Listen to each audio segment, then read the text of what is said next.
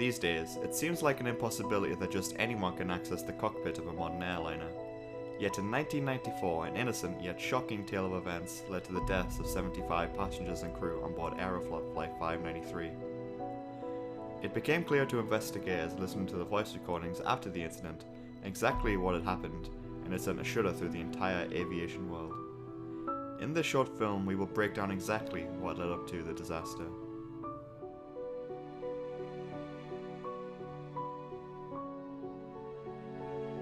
Moscow, March 23, 1994. 3 years earlier, the Soviet Union collapsed, opening a new capitalist Russia. Gone are the days of the Gorbachev era, however the hammer and sickle still flies on Russia's state-owned airline, Aeroflot. With the collapse of the Soviet Union, the airline also fell into ruins. Hundreds of smaller airlines sprang up from the remains of the old Soviet airline. The Russian government made plans to buy 5 new Airbus A310-300 series airplanes. At the time in 1994, the A310 is one of the most sophisticated and highly technologically advanced airplanes in the world. It is equipped with state-of-the-art avionics and flight displays. For the pilots, it's a huge leap from the analog displays of the old Soviet Tupolev Ilyushin planes. Aeroflot Flight 593 was one of these brand new Airbus planes. Today's service is to Kai Tak Airport in Hong Kong. With the French registration of Foxtrot Oscar Golf Quebec Sierra, nicknamed Glinka, Flight 593 lifts off from Moscow's Sheremetyevo Airport in the afternoon of March 23, 1994. It's a 10-hour overnight flight to Hong Kong, and there are a total of 75 passengers and crew on board. For the beginning portion of the flight, to navigate from the busy airspace around Moscow, the plane is being captained by Captain Danilov. Once things are settled in cruise, Captain Danilov will take a scheduled rest break.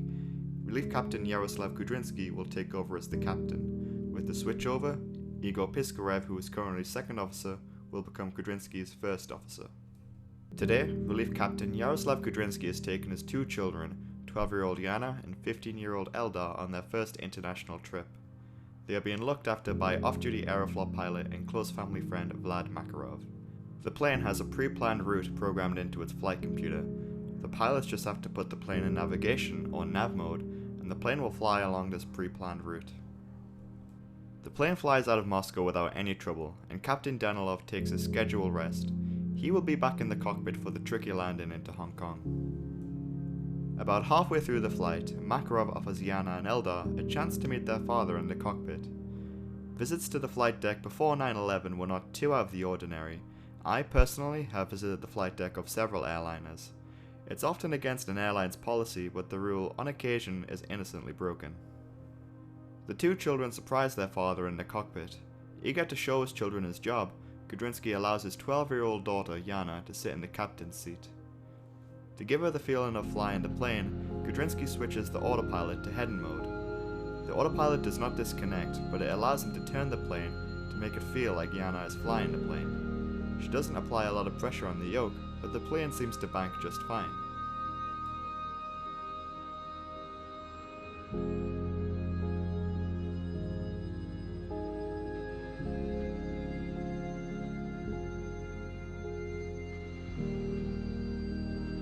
Kudrinsky then allows his son Eldar to have a turn at the yoke. Once again, Kudrinsky switches the plane into heading mode to give Eldar the illusion of flying the jetliner. After a while, Kudrinsky then switches back to nav mode, putting the Airbus back on track for Hong Kong. However, Eldar doesn't know that. He still thinks he's flying the plane.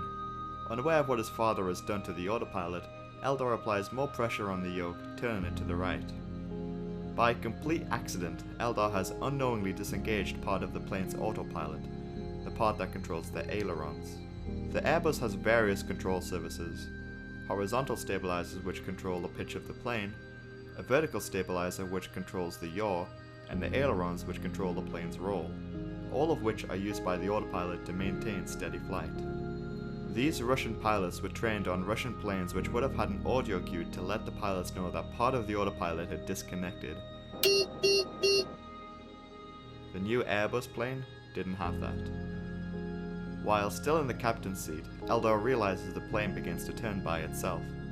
This is the real cockpit voice recording from the flight.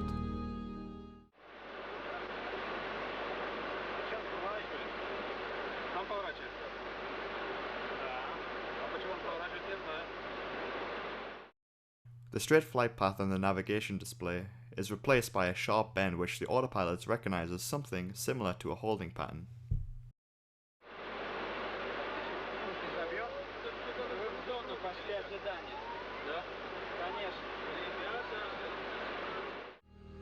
The plane keeps banking to the right as it exceeds the recommended limit.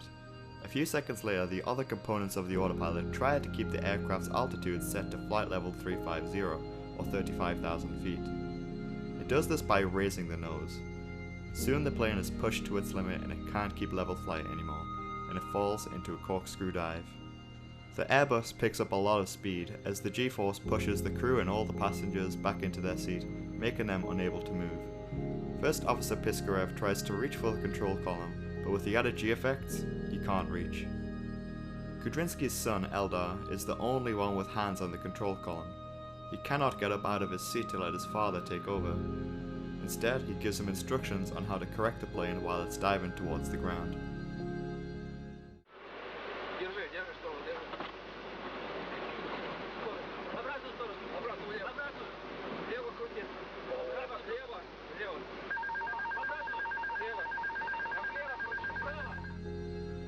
First Officer Piskarev is now able to get a full grasp of the plane as it begins to level out. He pulls hard on the control column but overcorrects. The plane now begins to climb almost vertically. As the plane slows its climb, things return to normal for a brief period. Captain Kudrinsky is then able to climb into the captain's seat to try and save his plane. However, too much speed is lost, and the A310 falls into an aerodynamic stall. This is where there is not enough lift being generated by the wings, and the plane cannot stay flying, and falls into its final dive. Things begin to look up as Captain Kudrinsky slowly but surely begins to bring the plane back from its horrific dive, but it's too late. Just after midnight on the 24th of March 1994, the plane slams into a hillside in the middle of Siberia. All on board were killed.